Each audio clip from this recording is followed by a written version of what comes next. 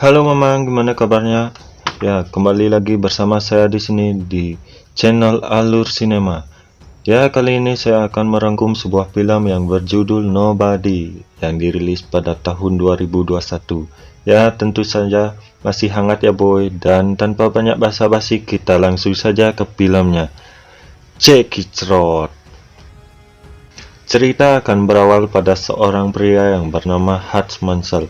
Hans sendiri bekerja di perusahaan milik mertuanya, yang dimana dia menjadi administrasi di sana.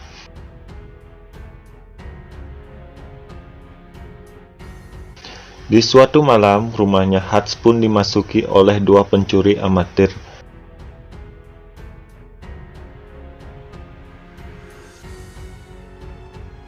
Dan Hans pun mengambil tongkat golf. Lalu Hans pun membiarkan pencuri tersebut mengambil uang receh.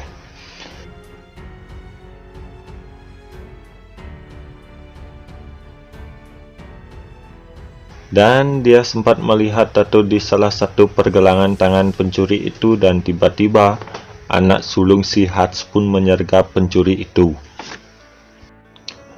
Namun apa yang terjadi? Si Hans pun menyuruh anaknya untuk melepaskan pencuri itu dan membiarkan mereka pergi begitu saja. Dan anak sulung si Hans pun sangat kecewa kepada ayahnya karena membiarkan mereka pergi. Dan tak lama polisi pun datang, dan salah satu polisi pun meremehkannya karena tidak melakukan apa-apa saat keluarganya terancam.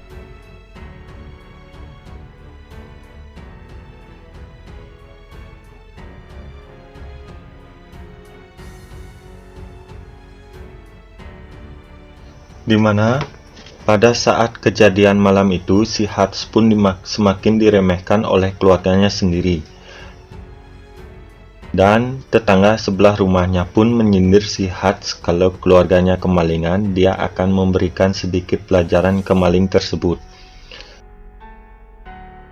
Dan di tempat kerjanya pun adik iparnya memberikan perlakuan yang tidak menyenangkan dan memberikan pistol kepada dirinya untuk berjaga-jaga.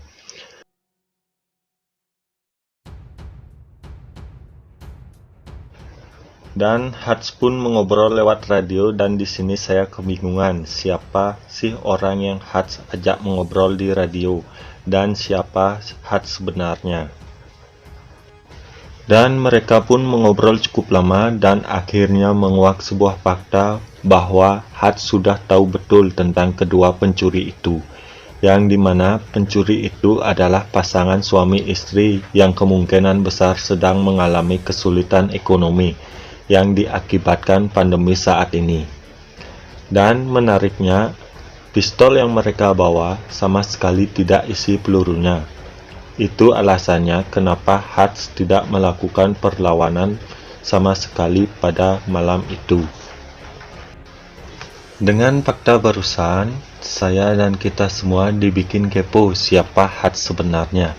Saat Hans sampai di rumah, putrinya pun mengeluh karena hilangnya gelang kucing miliknya yang ia taruh di tumpukan uang receh yang dicuri waktu malam itu. Hans pun pergi dari rumah untuk menuju tempat tinggal ayahnya untuk mengambil pistol milik ayahnya.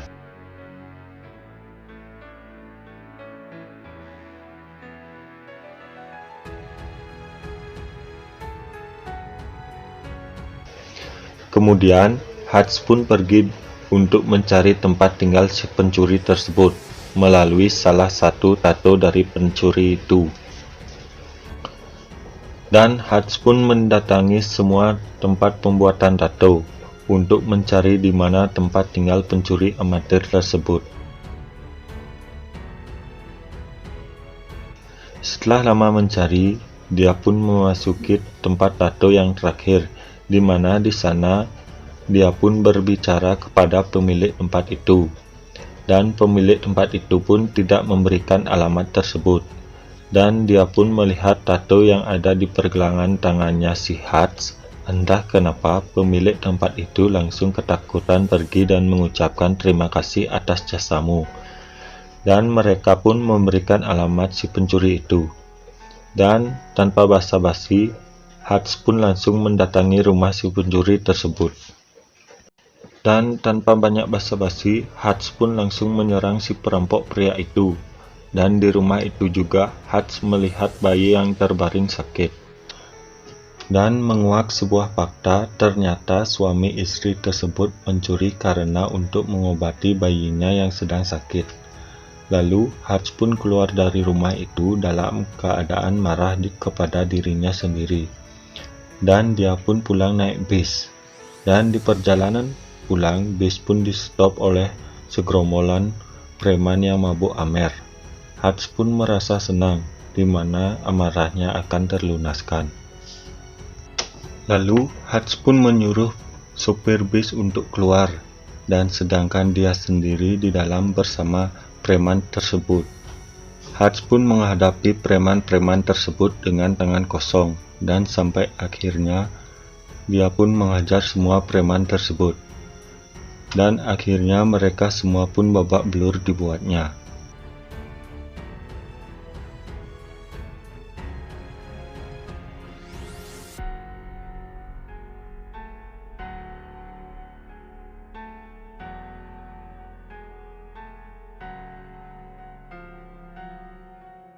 Dan Hats pun sampai di rumah, di mana istrinya terkejut melihat wajah Hats lebam-lebam.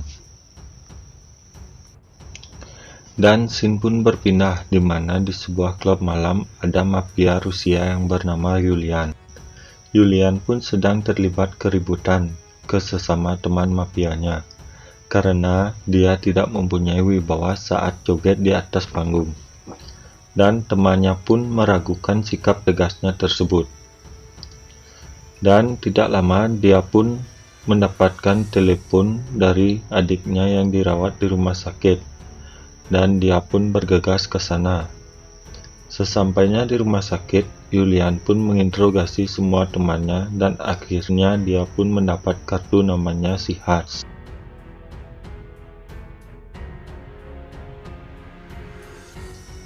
Singkat cerita, esok paginya pun tiba, di mana Hats menerima telepon dari temannya yang biasa dia ajak mengobrol lewat radio tersebut. Temannya pun memperingati Hats tentang kejadian semalam, karena salah satu pemuda tersebut adalah adiknya Yulian, yang tak lain adalah mafia Rusia tersebut. Kemudian Hats pun pergi ke tukang cukur. Dia menemui seorang mafia yang berkepala botak yang bernama Banyon, yang merupakan kenalan dari ayahnya. Dan scene pun berpindah, di mana Yulian sendiri memberikan kartu identitas Hats, dan di mana staf tersebut menyuruh orang yang bekerja di pemerintahan untuk melacak semua tentang Hats. Dan alangkah kagetnya si staf tersebut ketika mengetahui si Hats tersebut adalah orang yang sangat berbahaya di masa lalu, hingga si staf pun akhirnya mengundurkan diri dari pekerjaannya.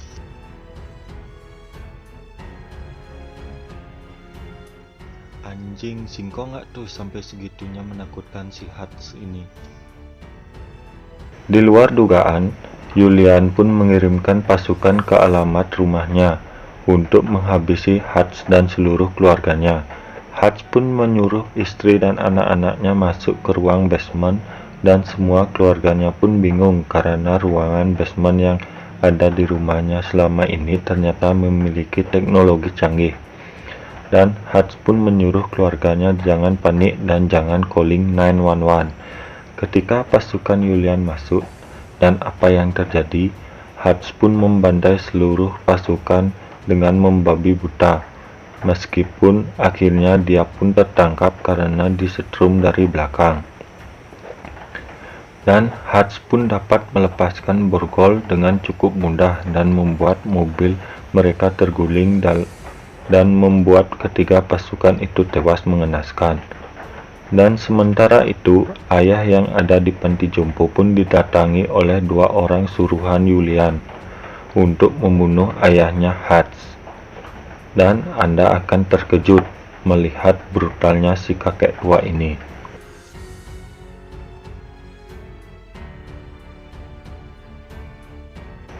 dan di mana Hatch pun membakar rumahnya beserta mayat anak buahnya Julian, dan di mana Hatch pun datang ke tempat penyimpanan uang milik Julian, dan Hatch pun membantai seluruh pasukan Julian, dan Hatch pun membakar tempat itu.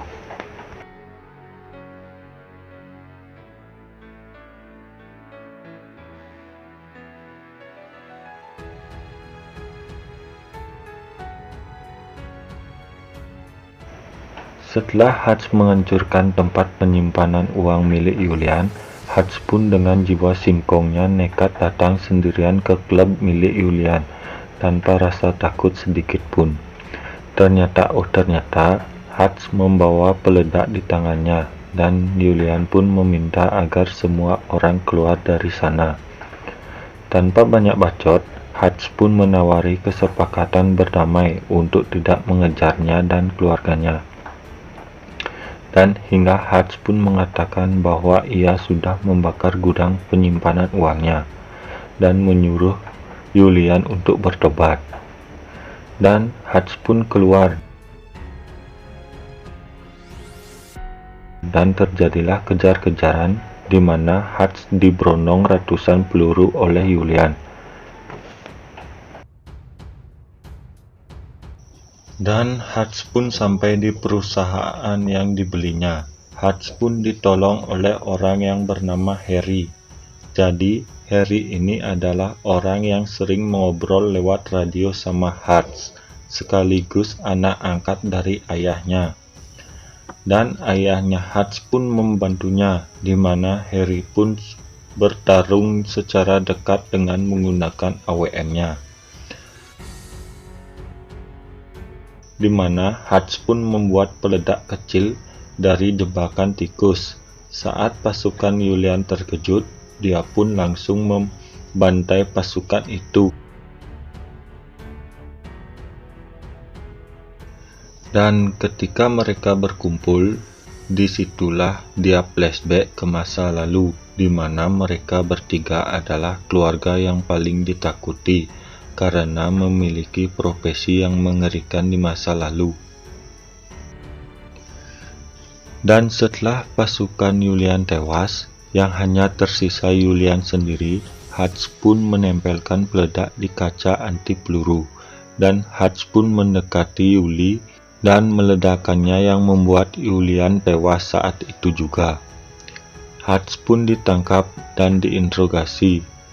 Dan tak lama polisi itu pun mendapatkan telepon dari orang yang sangat penting. Dan mereka pun meminta maaf kepada Hatch, dan mereka pun bertanya, "Siapa kamu sebenarnya?" Dan Hatch pun menjawab, "Aku bukan siapa-siapa.